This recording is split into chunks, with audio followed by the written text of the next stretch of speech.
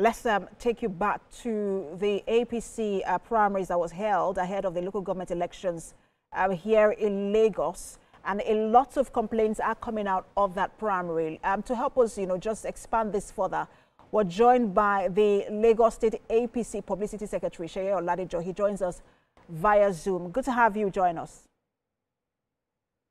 Thank you very much. Good evening.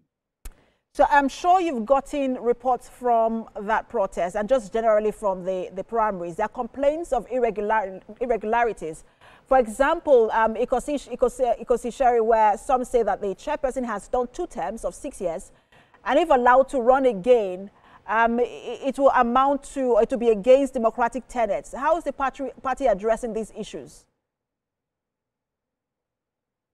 Okay, thank you very much. You will agree with me that the party anticipated that there could be pockets of protests as a fallout of the primaries for the local government elections that we held on Saturday.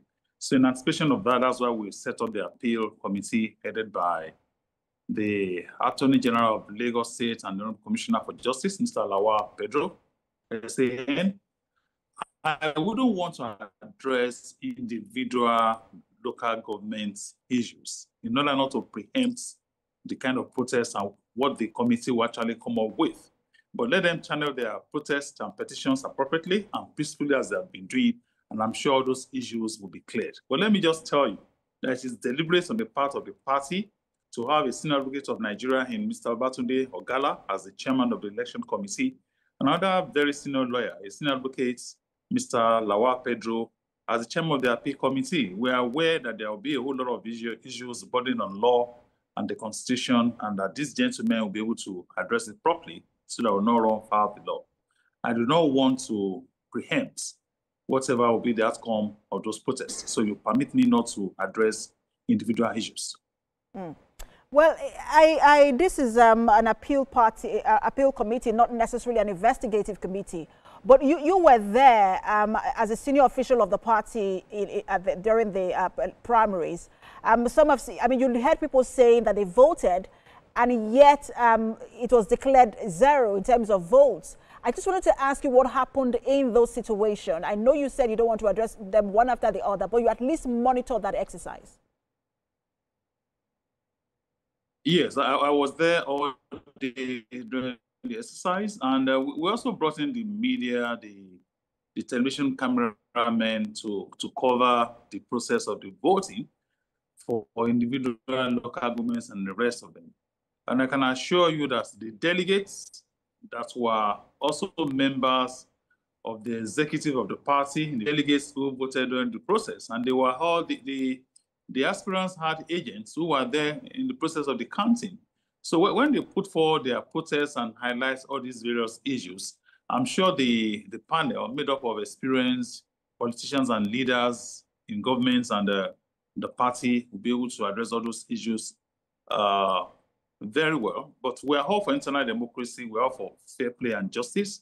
And I can assure you it is not totally strange that when you have such primaries that were keenly contested, and also considering the success of our party since 1999, the passion, the commitment, and the fact that people will want to win, knowing fully well that they stand a good chance of winning the general elections after picking a primary, all these issues should be expected. But I can assure you, as we have always done in the past, our party will manage this successfully.